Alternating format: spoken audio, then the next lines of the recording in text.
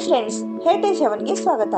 ಇಂದು ನಾವು ಕರ್ನಾಟಕದಲ್ಲಿರುವ ಪ್ರಮುಖ ಹಣ್ಣುಗಳು, ತರಕಾರಿಗಳು ಮತ್ತು ಅವುಗಳ ಹಿನ್ನೆಲೆ ಬಗ್ಗೆ ತಿಳಿಯೋಣ. ಜಿಐ ಟ್ಯಾಗ್ಗಳು ಅಂದರೆ ಒಂದು ನಿರ್ದಿಷ್ಟ ಪ್ರದೇಶಕ್ಕೆ ಸಂಬಂಧಿಸಿದ ಉತ್ಪನ್ನಗಳ ಪ್ರಾಮಾಣಿಕತೆ ಮತ್ತು ಗುಣಮಟ್ಟವನ್ನು ಖಚಿತಪಡಿಸುವ ಗೌರವ ಚಿಹ್ನೆಯಾಗಿದೆ. ಕರ್ನಾಟಕ ತನ್ನ ಶ್ರೀಮಂತ ಕೃಷಿ ಪರಂಪರೆಯೊಂದಿಗೆ ಹಲವಾರು ಜಿಐ ಟ್ಯಾಗ್ಗೊಳಿಸಿದ ಹಣ್ಣುಗಳು ಮತ್ತು ತರಕಾರಿಗಳನ್ನು ಹೊಂದಿದೆ. ನಾವು ನಂಜನಗೂಡಿನ ಬಾಳೆಹಣ್ಣು ಅಥವಾ ರಸಬಾಳೆ ಎಂದು ಕರೆಯಲ್ಪಡುವ ಬಾಳೆಹಣ್ಣು ಮೈಸೂರು ಜಿಲ್ಲೆಯಲ್ಲಿ ಬೆಳೆಯುತ್ತಾರೆ. ಅದರ ವಿಶಿಷ್ಟ ಪರಿಮಳ ಮತ್ತು ರುಚಿಗಾಗಿ ಪ್ರಸಿದ್ಧಿಯಾಗಿದೆ. ಇದು ಆ ಜಿಲ್ಲೆಯ ಮಣ್ಣು ಅಥವಾ ಹವಾಮಾನಕ್ಕೆ ಹೊಂದಿಕೊಂಡಿದೆ. ಒಬ್ಬ ರೈತ ಏನು ಹೇಳ್ತಾರೆ ಅಂದರೆ, ಬಾಳೆಹಣ್ಣುಗಳನ್ನು ಪೀಳಿಗೆಯವರೆಗೂ ಇಲ್ಲಿ ಬೆಳೆದಿದ್ದಾರೆ. ಇಲ್ಲಿಯ ಮಣ್ಣು, ನೀರು ಅವುಗಳಿಗೆ ವಿಶಿಷ್ಟ ರುಚಿ ಕೊಡುತ್ತವೆಂದು. ನಂಜನಗೂಡಿನ ಬಾಳೆಹಣ್ಣಿಗೂ ರಾಜಕೀಯಕ್ಕೂ ಸಂಪರ್ಕವಿದೆ. ಇದು ಮೈಸೂರು ಒಡೆಯರ ಅಡುಗೆ ಮನೆಗಳಲ್ಲಿ ಪ್ರಿಯವಾಗಿತ್ತು. ರಾಜಮನೆತನದ ತಟ್ಟೆಗಳಲ್ಲಿ ಇದು ಅಲಂಕರಿಸಿದ ಹಣ್ಣು.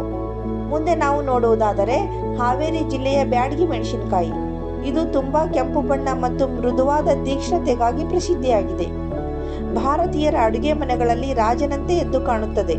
ಇತಿಹಾಸಾತ್ಮಕವಾಗಿ ಹೇಳುವುದಾದರೆ ಬ್ಯಾಡಗಿ ಮೆಣಸಿನಕಾಯಿ ವಿಜಯನಗರ ಸಾಮ್ರಾಜ್ಯದ ಸಮಯದಲ್ಲಿ ಮಾರುಕಟ್ಟೆಯ ಪ್ರಮುಖ ವಾಣಿಜ್ಯ ವಸ್ತುವಾಗಿತ್ತು. ಇದಕ್ಕೆ ಅಂತಾರಾಷ್ಟ್ರೀಯ ಮಾರುಕಟ್ಟೆಯಲ್ಲಿಯೂ ಬಹಳ ಬೇಡಿಕೆ ಇದೆ. ಹಾಗೆಯೇ ಕೂರ್ಗ್, ಸುಂದರ ಬೆಟ್ಟಗಳಲ್ಲಿ ನಾವು ಕೂರ್ಗ್ ಕಿತ್ತಳೆಗಳನ್ನು ನೋಡುತ್ತೇವೆ. ಈ ಸಿಟ್ರಸ್ ಹಣ್ಣು ತನ್ನ ಸಿಹಿ ಮತ್ತು ರುಚಿಯಿಂದ ಪ್ರಸಿದ್ಧಿಯಾಗಿದೆ. ಇದು ಪ್ರವಾಸಿಗರ ಅಚ್ಚುಮೆಚ್ಚಿನ ಹಣ್ಣು. ರೈತರು ಹೇಳುವ ಹಾಗೆ ಕೂರ್ಗ್ನ ಮಂಜು ಹವಾಮಾನ, ಶ್ರೀಮಂತ ಮಣ್ಣು ಕಿತ್ತಳೆಗಳನ್ನು ಬೆಳೆಸಲು ಪರಿಪೂರ್ಣವಾಗಿದೆ. ಪ್ರತಿಯೊಂದು ಹಣ್ಣು ತಾಜಾತನದಿಂದ ಕೂಡಿದೆ. ಬ್ರಿಟಿಷ್ ಕಾಲೋನಿಯ ಕಾಲದಲ್ಲಿ ಪರಿಚಯಿಸಲ್ಪಟ್ಟ ಕೂರ್ಗ್ ಹಣ್ಣುಗಳು ಶೀಘ್ರದಲ್ಲೇ ಆ ಪ್ರದೇಶದ ಕೃಷಿಯಲ್ಲಿ ಪ್ರಿಯ ಭಾಗವಾಗಿ ಮಾರ್ಪಟ್ಟವು. ಬ್ರಿಟಿಷರು ತಮ್ಮ ಚಹಾದೊಂದಿಗೆ ಕೂರ್ಗ್ ಕಿತ್ತಳೆ ಮರ್ಮಲೇಡ್ ಅನ್ನು ಆನಂದಿಸತೊಡಗಿದರು. ಇನ್ನು ಬೆಂಗಳೂರಿನ ದ್ರಾಕ್ಷಿ ತೋಟಗಳಿಗೆ ಹೋಗಿ ನೋಡುವುದಾದರೆ ನಾವು ಬ್ಲೂ ದ್ರಾಕ್ಷಿಗಳನ್ನು ನೋಡುತ್ತೇವೆ. ಈ ದ್ರಾಕ್ಷಿಗಳು ರುಚಿಕರವಾಗಿದ್ದು ವೈನ್ ಮತ್ತು ಜ್ಯೂಸ್ಗಳನ್ನು ತಯಾರಿಸಲು ಬಳಸುತ್ತಾರೆ. ಬೆಂಗಳೂರಿನ ಬ್ಲೂ ದ್ರಾಕ್ಷಿಗಳು 20ನೇ ಶತಮಾನದಲ್ಲಿ ಆರಂಭವಾಗಿ ಯುರೋಪಿಯನ್ ವಲಸಿಗರಿಂದ ಮೊದಲ ಬಾರಿಗೆ ಬೆಳೆದಾಗಿನ ಇತಿಹಾಸ ಹೊಂದಿದೆ.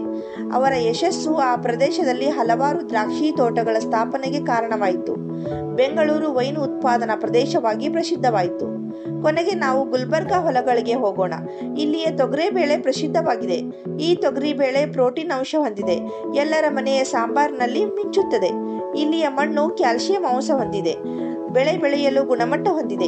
ಇತಿಹಾಸದ ಪ್ರಕಾರ ಸಾವಿರಾರು ವರ್ಷಗಳಿಂದ ತೊಗರಿಬೇಳೆ ಬೆಳೆಯುತ್ತಾರೆ. ಇದು ಸ್ಥಳೀಯರ ಆರ್ಥಿಕತೆಯ ಮುಖ್ಯ ಭಾಗವಾಗಿದೆ. ಈ ಜಿಐ ಟ್ಯಾಗ್ಗಳೊಂದಿಗೆ ಹಣ್ಣುಗಳು ಮತ್ತು ತರಕಾರಿಗಳು ಕೇವಲ ಉತ್ಪನ್ನಗಳಲ್ಲ, ಕರ್ನಾಟಕದ ಕೃಷಿ ಪರಂಪರೆ ಮತ್ತು ಅದರ ಹಿಂದೆ ದೇಶದ ಬೆನ್ನೆಲುಬಾದ ರೈತರು ಕಷ್ಟಪಟ್ಟು ಬೆಳೆದ ಫಲವಾಗಿದೆ. ನಾವು ನಮ್ಮ ದೇಶದ ರೈತರನ್ನು ಉಳಿಸೋಣ ಮತ್ತು ಬೆಳೆಸೋಣ.